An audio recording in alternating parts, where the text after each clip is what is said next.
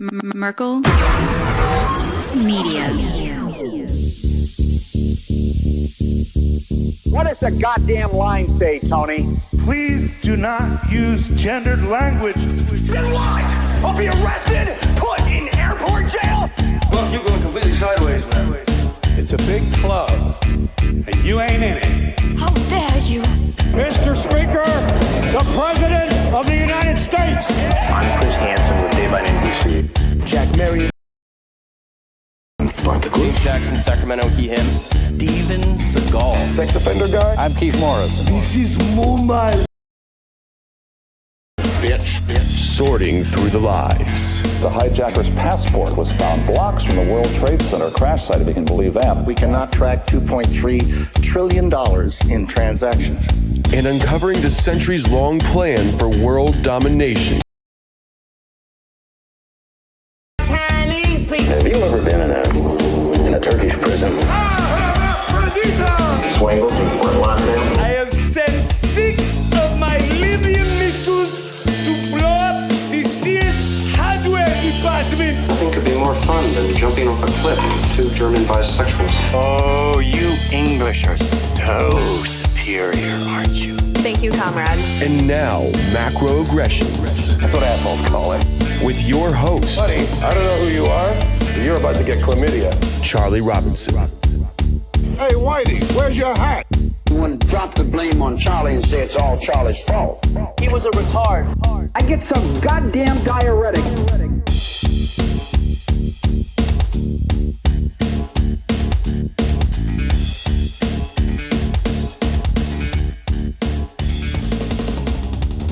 Welcome to Macroaggressions. I'm your host, Charlie Robinson. If you are watching us on iconic Rockfin, Odyssey, YouTube, or Band.video, or you're listening wherever podcasts are served, thanks so much. We appreciate your amazing and continued support. This episode is now available in video format, too. We're doing the monologues on video because we have to.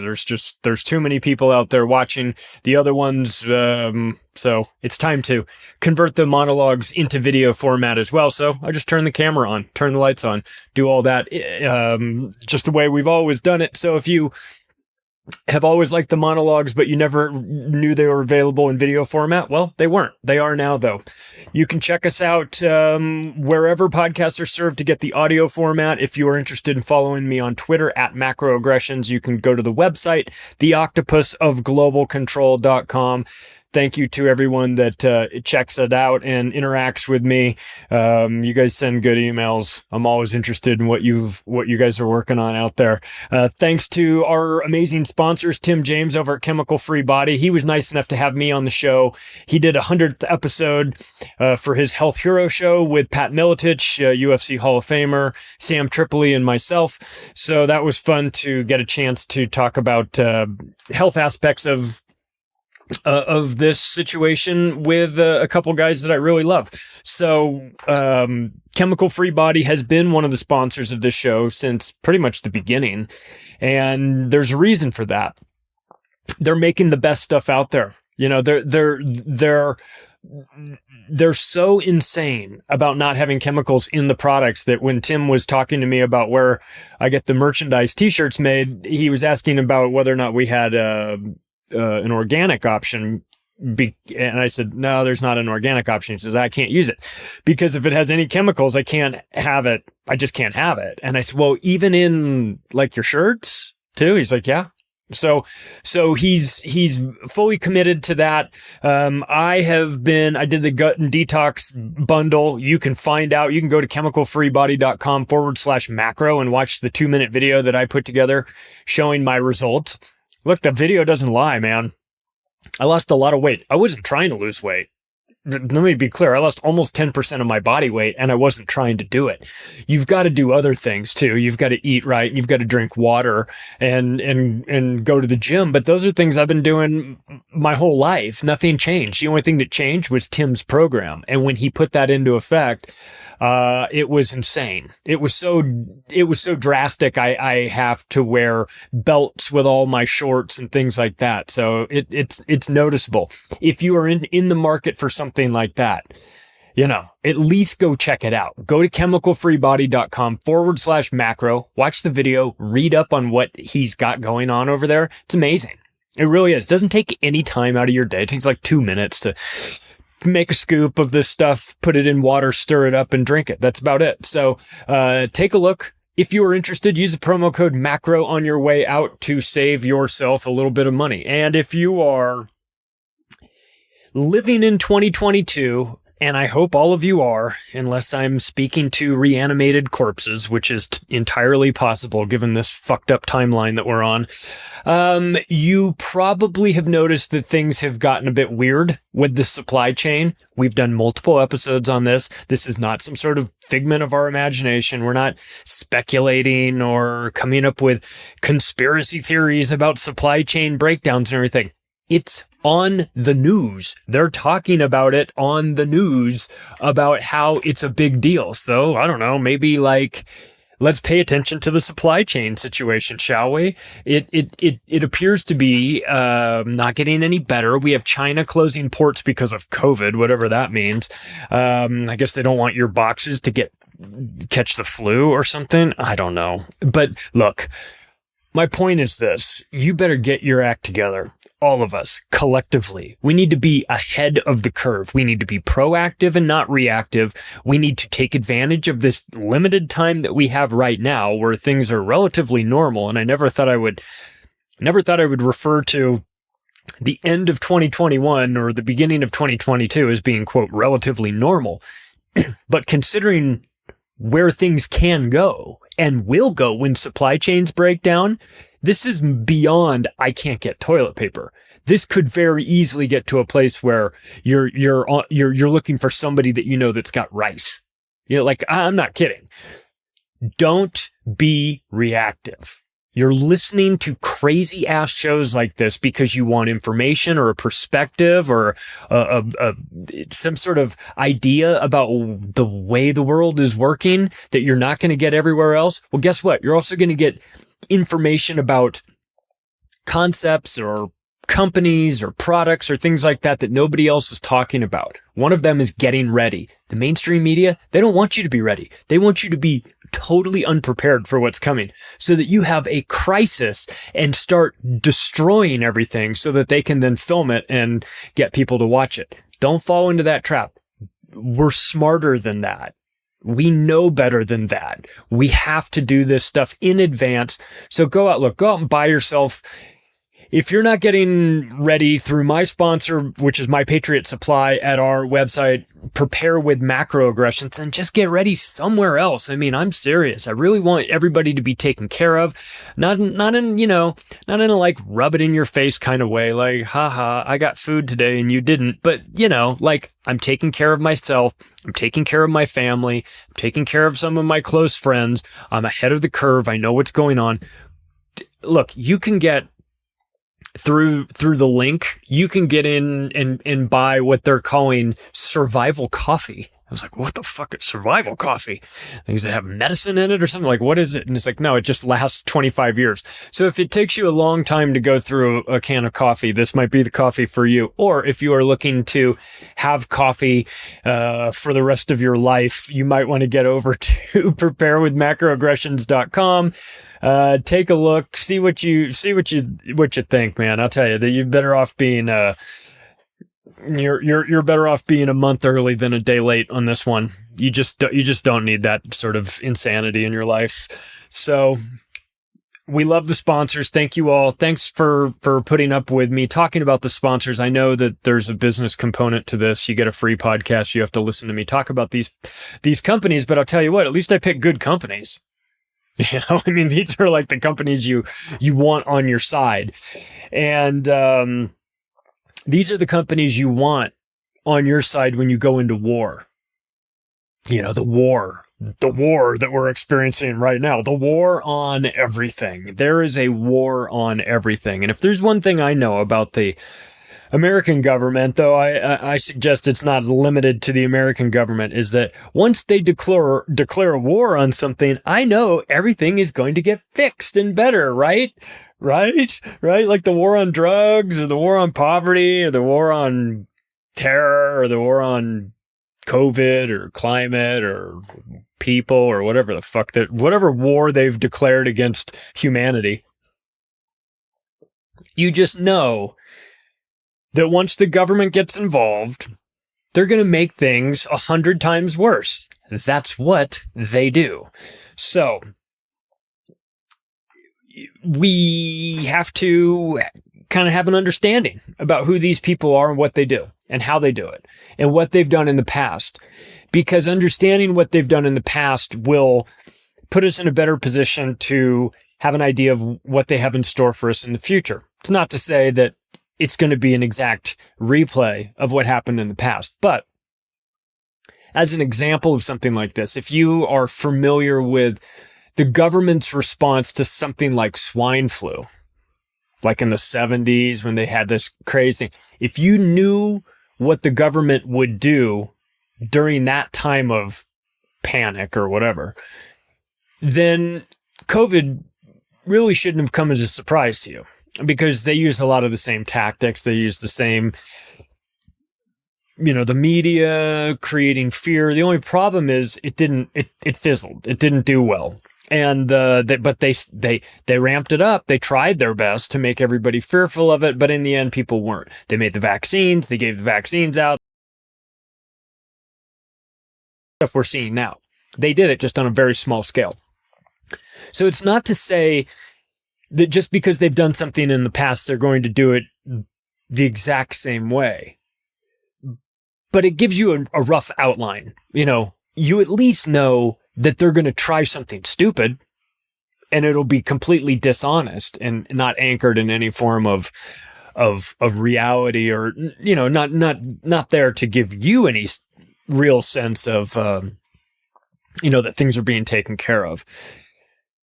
Just there to fuck it all up enough, just there to make a big deal out of their, we've got a swine flu's coming, it's going to kill everyone. And you're like, oh, it's killed a bunch of people? They're like, well, I mean, it's going to. So has it killed a bunch of people? Or, oh, well, it's probably going to. It might, it could, it might. And you're like, there's nothing to this, is there? And they're like, no. So when you understand that, and you come to some form of understanding about how the government will overreact to things and make a big deal out of something small, then though annoying to have to rehash this, it actually puts you in a better position moving forward, because now you're familiar with these things. Oh yeah, I forgot about the war on drugs. Yeah. I remember the war, because they're like, oh, we're declaring a war on COVID. You're like, yay, they've declared a war on COVID. They're going to come fix everything, like Afghanistan, you mean? Like that kind of war? Like where you destroy everything and then leave behind $85 billion worth of equipment? Is that the kind of war we're going to declare on COVID? They're like, no, it's going to be more like the war on poverty. And you're like, oh, that went well. So that's what we're going to do. We're going to try and understand, how these wars, it's always war, right? Because when all you got is a hammer, every problem looks like a nail, as they say. And when you're America and you've got a good military, then every problem looks like a war field, a battlefield in which you need to declare war. And so we take these analogies, the war on something, and it gets sort of fed into the public lexicon, and the media does this by design. It's the war on AIDS, or the war on poverty, or the war on climate, or whatever it is. They put the war on in front of it. It's kind of like something gate, right? It used to be Watergate, and everyone's like, oh, now it's Clinton gate and everything. It's like, okay, yes, that's what they do. They take this terminology and use it on things that don't make any sense. Like the reason why Watergate was the term wasn't because it had anything to do with drinking water or a gate. It's that there was a Watergate hotel. It was the name of the hotel. So now everything's got gate at the end of it. Not because there's actually a gate. You understand? This is I'm going to put this is up there with the other sorts of things that we do in American society, at least, that are totally backwards. Things like when there's like, well, when you go to school, little boy, then you're going to learn the 3 R's: reading, writing, and arithmetic. And you're like, there's only 1 R there. You fucking morons. But then again, how absolutely fitting that in order to make the 3 R's correct, you have to misspell 2 of them. Yeah, it's kind of perfect. So we see this terminology. It's used over and over again. And a lot of times it is deliberate. The war on everything is the war on insert new boogeyman here is done by design. Psychological, trauma-based mind control. Now, it's not to say that we're all mind-controlled zombies at this point, though some of us are. It's just to say that they use trauma, a trauma-based version of mind control on everybody. It's just, is it effective on everybody? That's the question. And it's not, but they do that over and over again. They use certain terms like the war on this, because they want you to know a couple things. They want you to know we're really serious. We've declared a war on this. like more recent wars, they didn't get congressional approval for any of this stuff, whether it be the war in Iraq or the war in Afghanistan or the war in Syria or the war on COVID. So this is what they do. They use these terminologies. So let's start with one that everyone would recognize. A war that, I mean, I think you would all agree with me. This war has been really successful, and that is the war on drugs. Oh, and if by your definition of success, you mean that there's more drugs available now than there ever was back in the early 80s when this program started, well, then yes, it's been a tremendous success. Nancy Reagan told you just say no, which is hilarious. You could say no to drugs, but what fun would that be? But like many things that have to do with war, it's the collateral damage of the war that really is where most of the pain is felt. You know, the war on drugs. Another thing that we like to declare war on concepts and not people necessarily. The war on drugs. What does the war on drugs really mean? I think what it really means is the criminalization of drugs and we're going to take this shit really seriously part of it. Because the war on drugs makes very little sense. The schedule, they've scheduled drugs, they've Schedule 1 drugs, no redeeming qualities of these Schedule 1 drugs. And they're like, Schedule 2 drugs are, well, yeah, maybe medicinal use and everything. You want to take a wild guess where marijuana is? Schedule 1. With no medicinal qualities, except for, the states in which it's medically legal. And the other states in which it's actually legal. Recreational use. My state, Colorado. I can go to the store. I can buy a 5-pack of joints and give them to Graham Hancock if I wanted to. You're welcome, Graham. It's preposterous that there are people sitting in prisons on long drug sentences for dealing weed. I mean,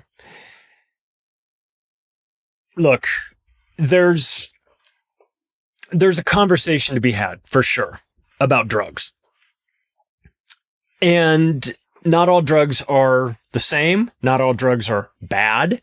If you go by the way the United States government has decided the scheduling of drugs, it makes no sense at all. So that's one way to classify it. I will say this in terms of my personal feelings on drugs. hard to just use the one catch-all word drugs to classify all of these, because we're talking recreational drugs, we're talking pharmaceutical drugs, we're talking about a variety of things, herbals, natural so-called, plants that are now defined as drug, cannabis defined as a drug, psilocybin mushrooms defined as a drug. They literally grow out in nature. We've made them illegal for you to go touch those plants over there. Oh, they'll kill you? Is it because they'll kill me? No, no, fuck no. No, it's none of that. They don't want you to eat that mushroom over there, because if you start eating those mushrooms, it will be crystal clear to you that this whole society is based on a gigantic scam. So you can't eat the mushrooms, or you will figure it all out like real fucking quick. Smoke marijuana because we have a legalized alcohol, and the lobbying industry illegal. Look at the donations that have been made. All of the donation, not all, I shouldn't say all of them, but a huge segment of the donations that come in on the legislation opposing the legalization of marijuana. If you look who's giving the money, it's the alcoholic. Another competitor. So that is shitty, and it's shitty, but it's business, right? I can understand that from a business standpoint. I don't love it, obviously. I don't love it, to be crystal clear. But I understand from a strategic business standpoint, you say, oh shit, marijuana is going to definitely take a huge bite out of our beer sales. And we're in the beer business, so we need to make sure that marijuana isn't illegal. And so you fund the other side to keep it illegal. I get it. Shitty thing to do, but I understand that. But we've gone, so the classification of what is a drug, the war on drugs, it's a broad term. I mean, are we talking about destructive drugs? Because if we're talking about destructive drugs, we can talk about OxyContin, right? That's, call it, decimating segments of America. Appalachia are hard hit by that. We know about pill mills in Florida, not limited to Florida, but happening in Florida, where, it's just like, oh, these pills require a prescription from a doctor. And you're like, well, is there a doctor around? They're like, the doctor is in the building next door to us. Go see the doctor in the building next door and get a prescription, and then I can sell you the, so there's that going on. Now, legal. I mean, if you have a prescription for it, it's legal. Does that make it right? Is it legal and that makes it harmless? Fuck no. I mean, we know what's going on with tied to pills. So the war on drugs was started in the 80s. So I'm assuming the war on drugs is over because we defeated drugs, right? Right? Wrong. Of course. There's more drugs now than there ever were. There's more drugs available now and of exotic natures than there ever was before. You used to have to buy, in college, you used to have to buy, at least we used to have to buy weed at the gas station on Pico and Alvarado in LA. You just pull in and the guys would run up to your cars. What do you need? What do you need? Quality control? Dude, you were just interested in getting out of there before, and hope that there wasn't some cop sitting there with his lights off waiting for you. You know what I mean? There's no quality control. You go home and smoke it and hope that you got good stuff. These days, the quality's off the charts.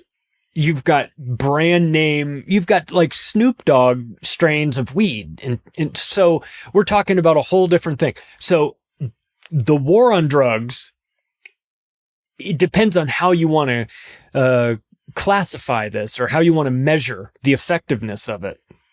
War on drugs has been an absolute failure because there's more drugs now than ever before. The omnibus crime bill, let's be real clear about what the war on drugs was actually about, though. Is it a war on drugs because drugs are bad and drugs can ruin lives and we're the government and we want to keep everybody safe and we don't want you to ruin your lives, so drugs are bad? Is that the reason for the war on drugs? Of course not. I mean, anybody that believes that doesn't understand what's really going on, or they're very naive or very trusting of Nancy Reagan and the government. It was never about keeping you safe. It just, please understand, your safety is completely and utterly irrelevant to these people. It's never about you or safety or anything like that. It's always about something else. It's always about some money-making venture. It's about a new industry. It's about creating a prohibition on a substance in order to jack up the price that some new industry can then monopolize and make a fortune on. This is what this is at its core when you start talking about that. So the war on drugs, was it to make sure that nobody was smoking crack cocaine? No, the war on drugs started before crack cocaine came on the scene. The war on drugs was the advertising campaign for crack cocaine. It didn't prevent crack cocaine. It fucking advertised it. So you've got so you say, well, what is the reason? What is the real reason for the war on drugs? The real reason for the war on drugs was the omnibus crime bill. That was the real reason for the war on drugs, among other things too. I'm not going to say that there was only one reason. The omnibus crime bill created the private prison industry. They'd been working on that for a while in the 80s. George H.W. Bush was working on it. He was not reelected in 92. Bill Clinton was, and Bill Clinton put his name on the omnibus crime bill along with Joe Biden. Reprehensible scumbags, but the I don't know if I'd say the heavy lifting. I would just say that it was assisted in great part by George H.W. Bush and his cronies in the 80s. So this is just to be clear for those that don't know, the Bush family, those were Republicans, the red side. Clintons, those are Democrats. They're the blue side. And just so you know, when there's as George Carlin said, when they talk about bipartisanship, some bipartisan bill, that's when you know that it's an extra huge fucking that's coming your way. It's when you have something bipartisan. And the omnibus crime bill was bipartisan in that it was created in theory and the ball got rolling with the Republicans. They lost. The Clinton administration took over. They passed it because in the end, these guys all play golf together. So there's no real distinction between one side or maybe one guy wants a little bit more of something than the other guy. But in the end, it's about creating the private prison industry. It's about putting people in disproportionately long prison stretches in these private prisons. And it's about tilting the scales of justice in a way that doesn't benefit the black community, which is the reason why they disproportionately targeted the black community with crack cocaine. Those like conspiracy theories about the CIA funneling crack cocaine into the inner city. They're all true. They're true. That's exactly what was happening. It was by design. And you check the sentencing laws that were put into place after that, and you would get 5 times more amount of duration on your sentence if you had rock cocaine, which was considered to be a black drug, as opposed to powdered cocaine, a white drug. Super messed up. But this is the reality of this situation. So that's how the war on drugs sort of started, and that's the reason why it started. This idea that the government cares so much about you that they're looking out for you. Please. I know that's a nice sort of concept to have in your head, that daddy government's going to look after you because, they're just they're the big daddy. Listen, this is your daddy government is a drunken, abusive maniac who brings nothing but terror and trauma and psychological manipulation into your life. You need a divorce from your big daddy government. But these wars, the wars on, and I'm not even talking about the military wars, like the war on Iraq, any of that.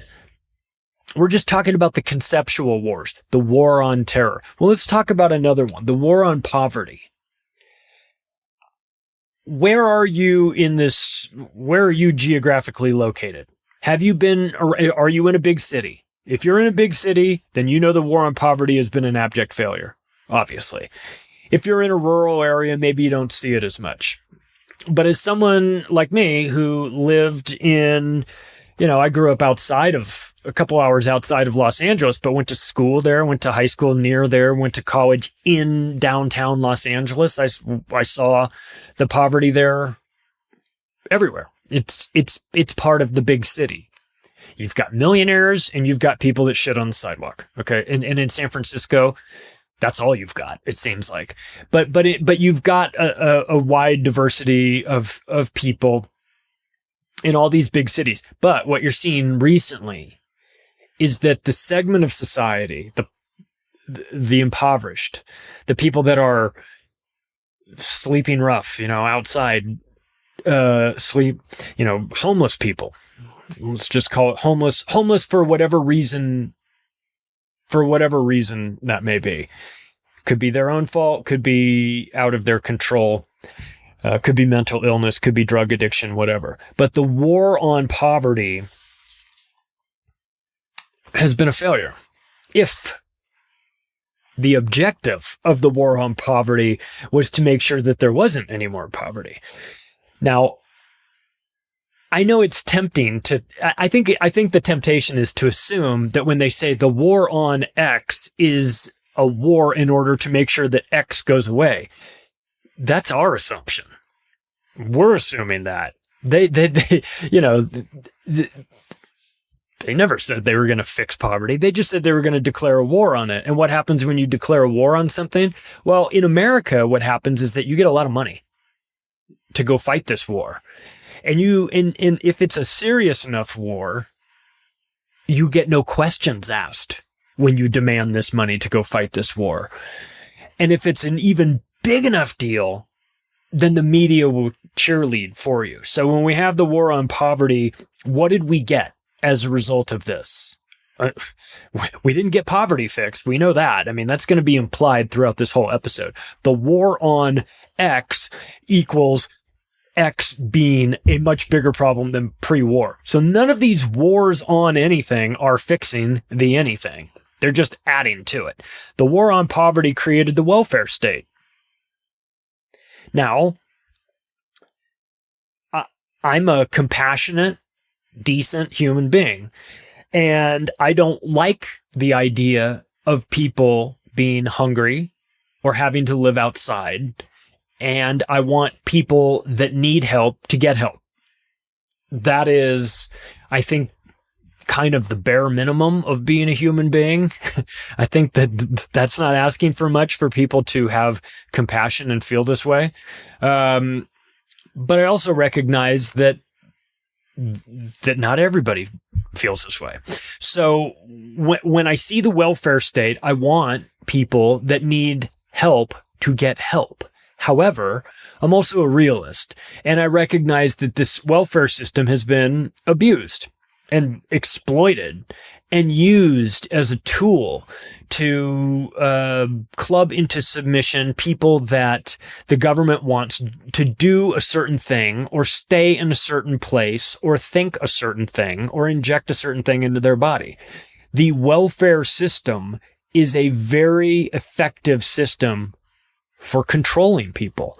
When they have no money and you have money to give them, but you put conditions on it, like, well, you need to go to this department and you need to fill out this paperwork and I need to see this identification and you need to do this and we need to check, and we're going to give you EBT, electronic debit cards that are basically loaded up with money that can be used.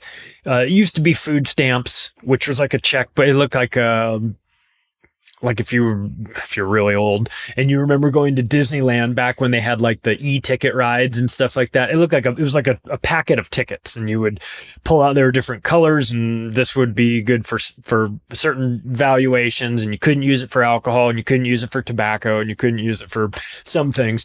But they created this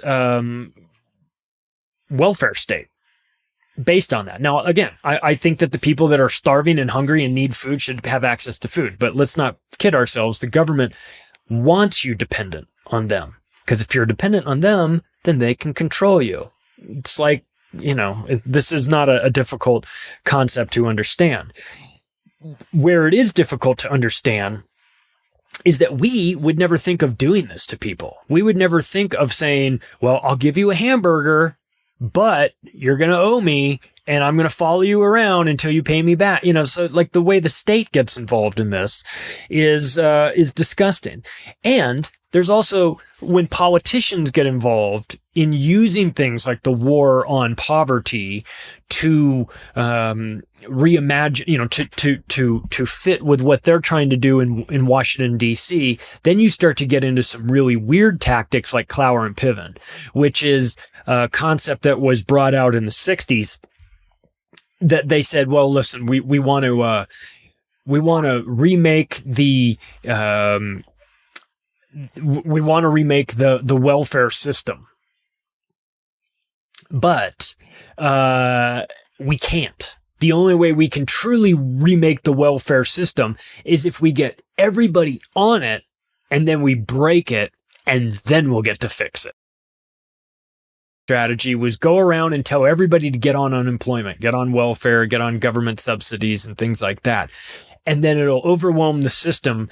They'll freak out. The government will freak out and go, we can't handle this anymore. It's bigger than what we ever thought. And then these people, these politicians that are putting this Clower and Piven guys, they were going to come in and say, no. All right, well, here, we'll offer you the solution to your problem, the problem that we created. So they use problem, reaction, solution on themselves in politics too. It's not limited to that. Decimate the Native American population.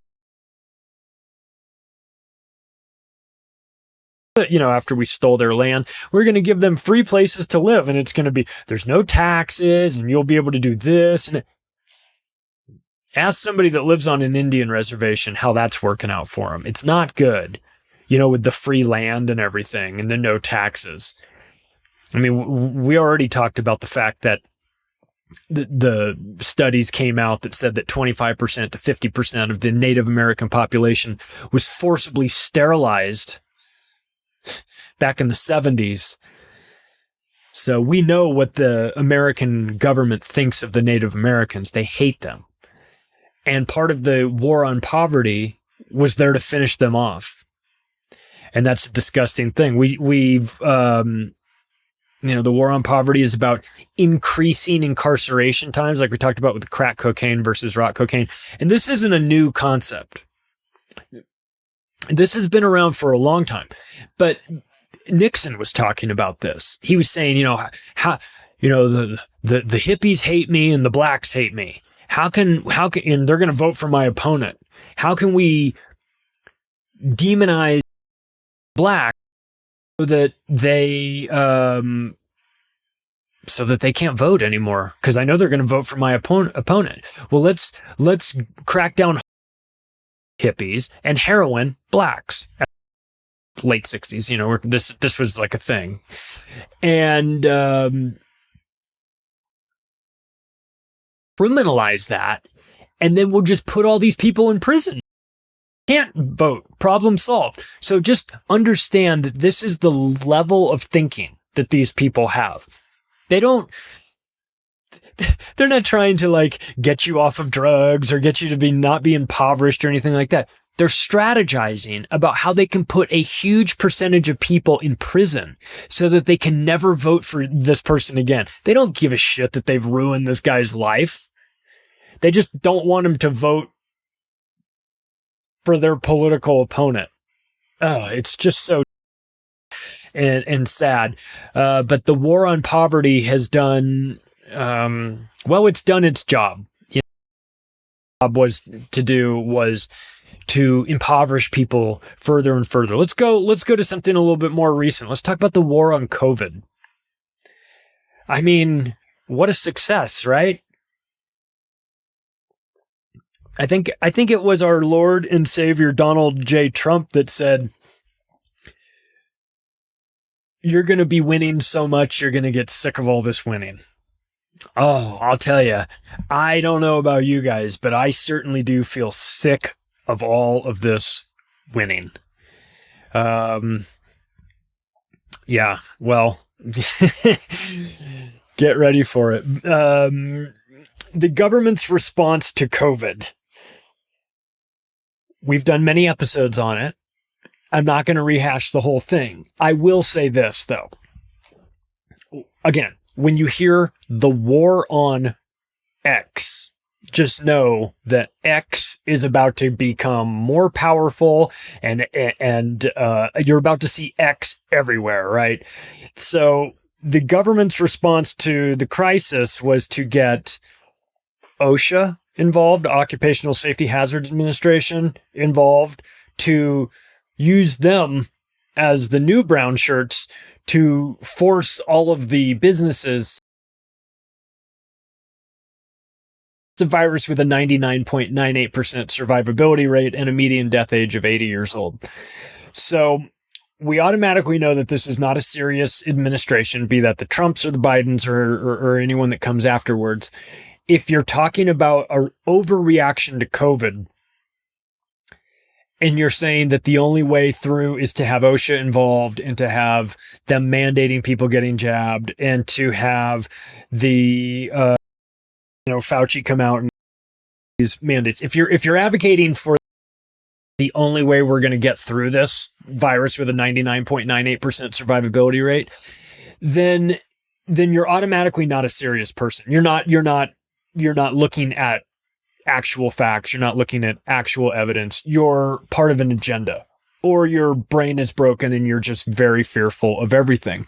But the war on COVID, like everything, is a war on the people. And, because what are we going to do? Bring in the military to fight this war against COVID? Oh, it's a war on misinformation. Now it's turned into a war on misinformation. So load up your AK-47s, because we're going to war against misinformation. Another conceptual idea, another out there that we're going to get.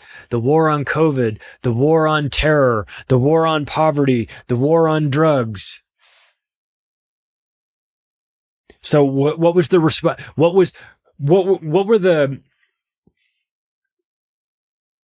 first shots of the war on COVID? How did this government see that they were going to fight this magical, deadly virus that's like came out of, instead of Japan, out of the oceans of Japan, it came out of a wet market in China? This monster what are we going to do to stop it? I know what we'll do. We'll shut down all the small and medium-sized businesses. That'll show it. Right? That was what they did. That was the first thing they did. Stay in your homes, you dirty, disease vermin, and shut all these businesses down. We're going to shut Walmart down. No. Oh, Amazon. Does COVID go into the Amazon warehouses? No, it does not. Okay, so we're going to keep Amazon open. All right, great.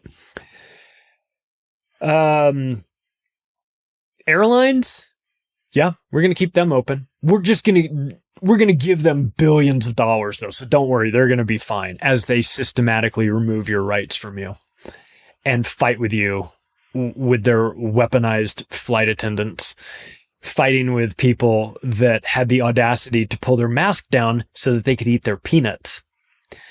So we've seen that the war on COVID first started with shutting down the small businesses. We then kicked in the emergency use authorization, because that's what you do during wartime, right? You have an emergency use authorization. It's a war, after all, right? It's a war on COVID. And we're in wartime. When you're in wartime, man, you have to put your own needs aside. You have to do what's best for the benefit of the group. We don't have enough, back in the World War I and World War II, we didn't have enough materials, so you couldn't do this. We had to allocate all of the rubber had to be used for tires that were going on our military vehicles instead of the tires that were going on your vehicles. And we had all the men were out fighting, so the women were in the workforce, Rosie the Ratcheter, and we can do it and all that shit. This is what you do, right, when you're in the middle of a war. So they do the same sort of mentality. They use that same mentality with regard to the war on COVID. Emergency use authorization. What does that do? What does that grant the government? It grants them emergency powers. And if there's one thing we know about the American government, though it's not limited to them, when they get emergency powers, they're going to use them. And they're never going to give them back. So, we plotted out the strategy of how, the big table with the battlefield maps and everything. And you plotted it, you laid out, you unroll that map. It's a very dramatic scene, right? It's like World War II and Hitler and everyone, we're all around this maps and we're looking at the strategy and everything. Like, okay, what do we do? What's the first step in this war on terror? And they're like, I know what we're going to do. First thing we're going to do, we're going to remove everybody's rights. You have to wear masks. You have to stay in your homes. Your HIPAA is dead. The push to, the secrets. How would I describe HIPAA? It's the program that is in place so that your medical records are not public knowledge to everybody, so that you can, rest easy knowing that that your neighbor doesn't have herpes or whatever, because they're going through the internet and finding your personal information about your medical. That went right out the window. Now it's papers, please, and what's your vaccination status, right? So we got that. We had mask mandates put in because, that makes sense that these masks don't work for the virus that you're trying to fight against, right? We also brought in the because that's anchored in nothing. Immediately subsidizing the pharmaceutical industry. I mean, they got billions. And I'm talking thousands and thousands of millions of dollars for free Well, they got it in the form of money that they could use for research and development. They could use it to line the pockets of their CEOs. They could use it for stock buybacks and everything. But they also got and we could call those hard dollars as opposed to soft dollars, which would be billions of dollars worth of free marketing that is coming from the mainstream media at no cost to the entire pharmaceutical industry in general, and the companies that are making these rush to market experimental gene therapies in particular. So they had all of their R&D costs covered, marketing costs covered. Not that they needed marketing costs anymore, because there's a mandate. They're telling people that you got to get all these shots. They're forcing people to take these products. So I don't know if you saw, but Pfizer fired a bunch of their marketing people, a bunch of marketing and sales people. Why? Why would they need them? They don't need them. There's no need for that. You've built in a program where you have mandated it so that people need to buy your product. You don't need a sales team when you've got that. The ABC News and CNN is your sales team. So we saw that come in. We saw the push for contact. All about safety. Wrong, of course. Wrong. It's all about surveillance. That's the beginning. That's what it always was. It was about getting people injected with vaccines that aren't vaccines, of sharing their personal medical information and making that no longer a privacy thing, and getting people used to treating the pharmaceutical industry as God, where they're the only one. And you're not allowed to challenge it. So we got a good taste of what happens when the government declares a war on something. You get bought science and you get captured regulatory agencies. That's what you get. So we really shouldn't act so surprised with this, because when the government gets involved in declaring these wars on inanimate objects or concepts, it's a cover story. It's clearly always the same thing happening. We're going to tell the public that we're fighting this big imaginary war against a concept while systematically using that as the excuse to profit, to prop up the people that put politicians in office, to prop up the industries that finance their campaigns, and to make sure that more than anything, to make sure that the people always feel scared. Because as long as people feel scared, they're willing to do all kinds of things. They're willing to give up their rights. They're willing to look the other way. They're willing to get involved in the identification of the others.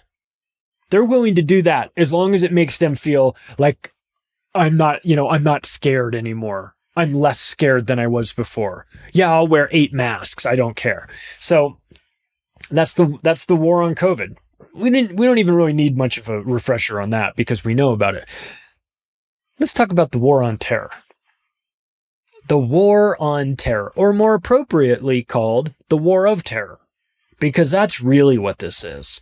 Afghanistan, Iraq wars, hard to get a real accurate number on the amount of money that has been spent on these wars, because though it's easy to track in terms of the hard dollars spent on things like trucks and bombs and whatnot, or to take a look at the military's budgets and calculate that, it is obviously more difficult to quantify the sort of damage that doesn't have a dollar sign attached to it. What that does, reputational damage, the damage to people, the damage to generations of people, the fact that we use depleted uranium in Fallujah. I mean, it's unforgivable what we've done. So the number I've got is about $7 trillion for these wars. We put the wars on our credit card, i.e. the Federal Reserve. We just conjured money out of thin air, which does a couple things. It perpetuates the debt bubble machine. It devalues all existing units of currency that are in existence and makes them all worth less because of this money printing. We spend billions and billions and trillions of dollars destroying other parts of the world while we don't fix our own problems here at home, be they infrastructure related or educational or otherwise. So the war on terror is a war on humanity. And it's being waged by people that are, by definition, terrorists. I'm talking about the United States government. I'm talking about monarchy of Saudi Arabia. One of the largest terrorist organizations. Fuck. You think Al-Qaeda can't hold a candle to the sort of terrorist operations and the NATO, NATO bases.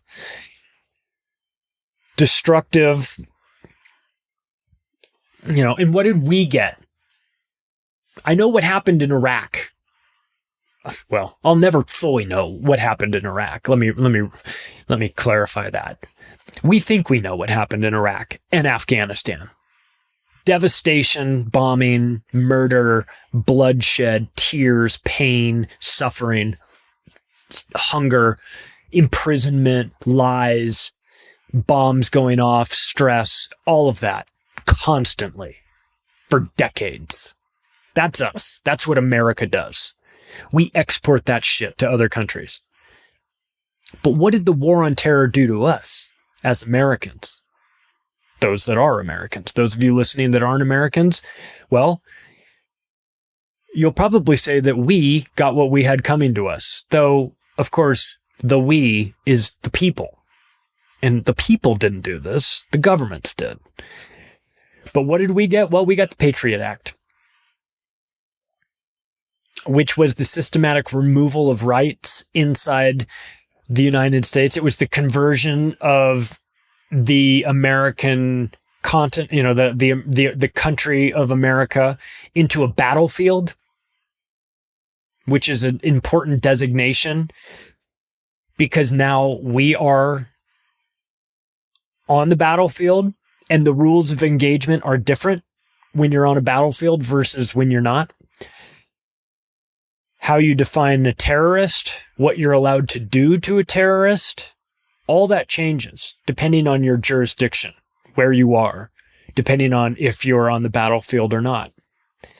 And in the wake of 9/11, under the pretext of keeping everybody safe, the Bush administration unfurled the Patriot Act on us, a massive piece of legislation that was written well in advance of 9/11, had been sitting there waiting. It was a rights-removing opportunity for the government to take more from us, more away from us in terms of our civil liberties, our financial freedoms and transparencies and things like of those natures.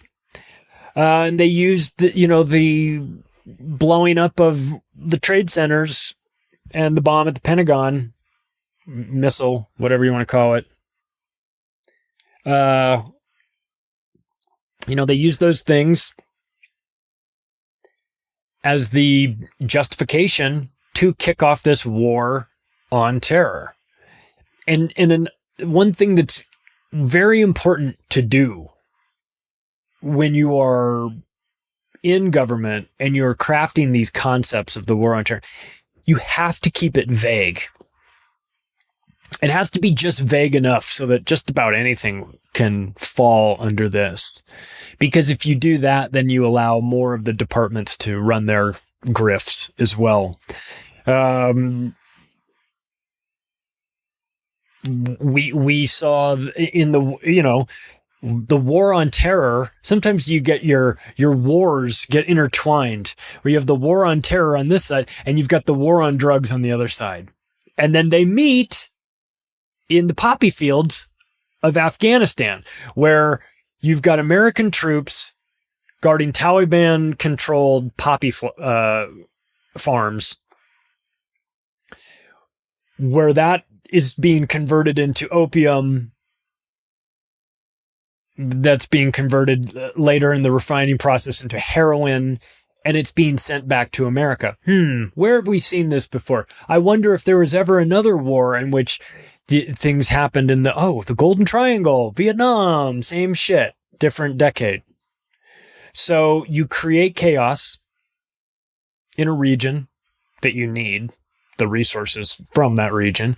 You create chaos, send your troops in there to fight the war, then send the CIA in there to run the drugs out of it, or the resources. I mean, look, in this case, in the Golden Triangle and of Vietnam and Cambodia and Laos and in that area, we were talking about drugs. In Afghanistan, you're talking about drugs. It can very well be lithium. Whatever makes money, whatever is scarce, and whatever is found in these faraway places, they will create the justification for an invasion. And then they will do something, if they want to take it to the next level, create a concept like the war on terror. It's never No, they don't. As Orwell says, the war is not meant to be won; it's meant to be continuous, and that's where we are. We've got Al Qaeda, registered trademark in the same category as Black Lives Matter registered trademark. Real people; these are government-controlled operations that aren't what they're meant to be. We've got, we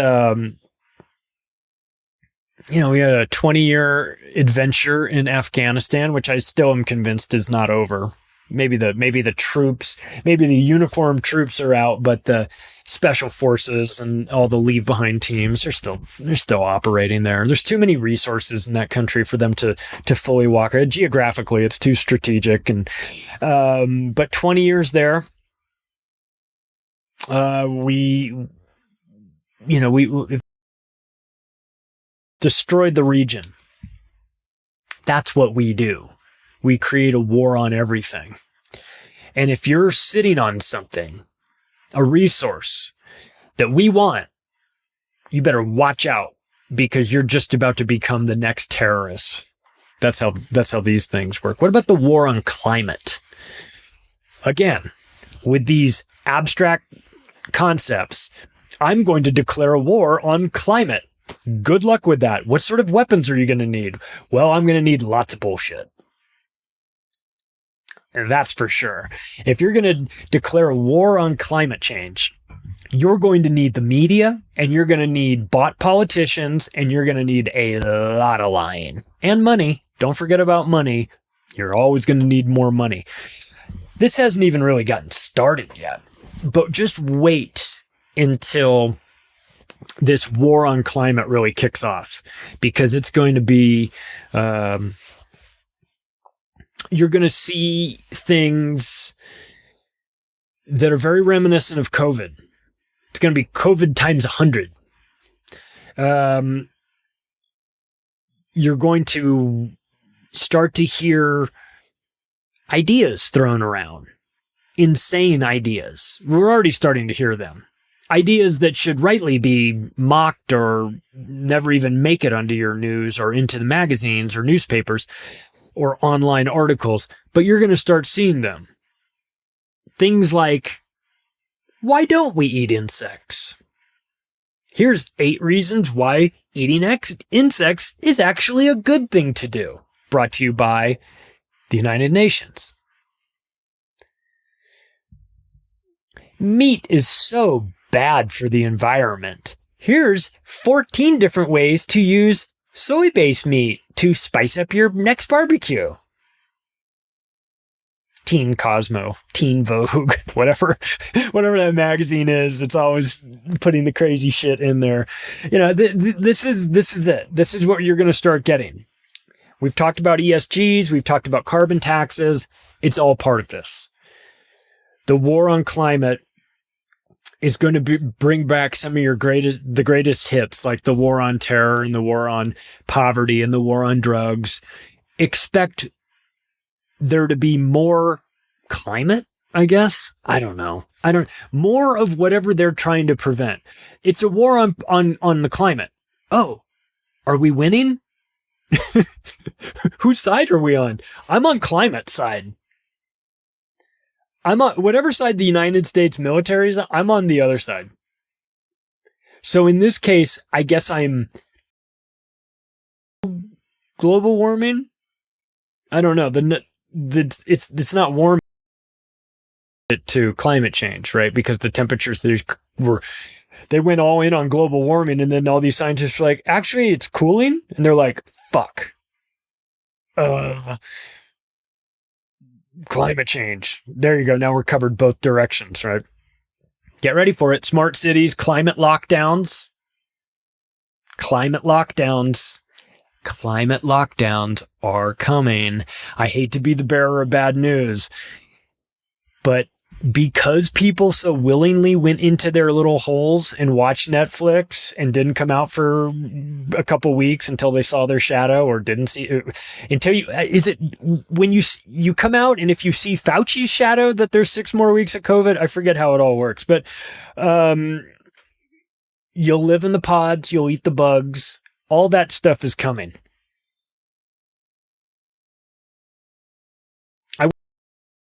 Wish this wasn't where we were going. But look, it's just a recognition of the past. These are the sorts of things that they tell us. These are the lies they tell us. So when I say that the war on climate is starting and it's going to get bigger and bigger and bigger, please understand, I don't want that to happen. I just recognize that that's the direction that they want it to go. We've got, remember, they also declared a war on crime. And how is that going? I ask you, those of you listening to this on the streets of San Francisco, like the old show, how's the war on crime going in San Francisco as you step over a hypodermic needle and a pile of human shit to get to the Jamba Juice that's right around the corner that's had their windows busted out because San Francisco? How's the war on crime going? Well, it was great if you were a politician looking to create and leverage the parole system, the welfare system, the prison system, the system. You know how people talk about that? Getting caught in the system. I'm bringing a guy on. I won't spoil it, but I'm bringing a guy on who's been through the system and is a radio host now. And he's going to explain what that means. Look, in the end, all of these concepts, all of these so-called wars, they're designed to give the current powers that be more power. They're designed to strip away any sort of control left with the people. They want destabilization. They want everybody feeling uneasy and uncomfortable, like you would during an actual war where there were real bombs falling on your head.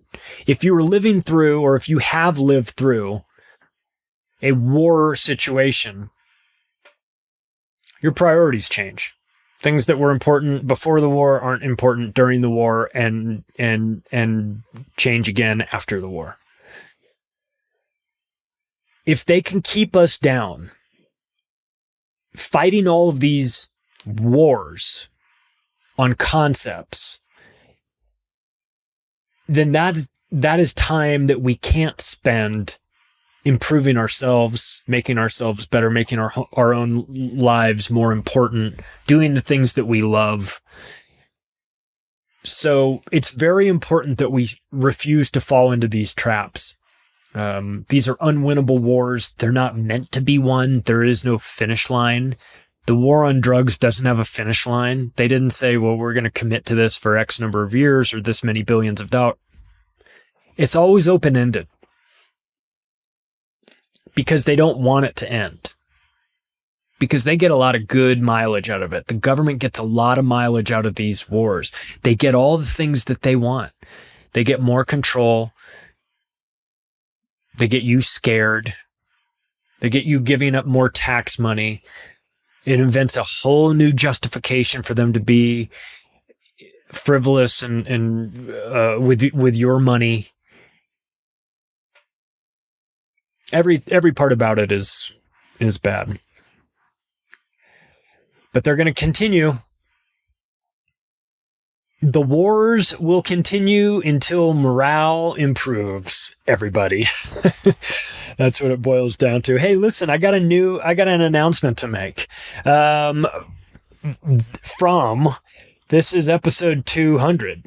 And we are going to do a new thing on Fridays. We're doing Flashback Fridays. Flashback Friday. You know, I love a good flashback. I think flashbacks are bullshit, by the way. I think the concept that you could take so much acid and then it gets stuck in like your fat cells or whatever. And then like 2 years later, you burn your fat cells burn through and then that acid is triggered and you have a flashback. I think that's bullshit. I think it's bullshit, but I like the idea of Flashback Friday because I love a good trip down psilocybin lane. So what we're going to do is we're bringing back the old episodes on Friday. We're just going to randomly bring an old one back. Like I said, we're at 200 episodes now. That's quite a bit. Thank you all for hanging in there and for being a part of this. Whatever this is. I appreciate it. And I know that I had a lot of people that are new to the show. So I'll tell you what we're going to do. The way it's been currently set up is that the monologues go out on Wednesdays and the interviews go out on Sundays, and we're just going to add a Friday show to that as well. As long as that's okay with you guys, I hope you don't mind. We're giving you an extra, batch of content, but it'll be from the archives. It'll be a show that's already gone out before. So, hopefully you like it. For those of you that are on the newer end of the show, this will probably be a show that you've never heard before. So we'll get into, we've covered a lot of ground. There's still more to talk about, and by no means are we finished talking about the topics that we've talked about in the past. There's a lot of there's always more to know, right? So we're always going to be digging and looking for that. So get ready for your Flashback Fridays, everybody. If you want to connect with the show, the website, theoctopusofglobalcontrol.com. You can find me on Twitter @macroaggressions, and I'll talk to you soon.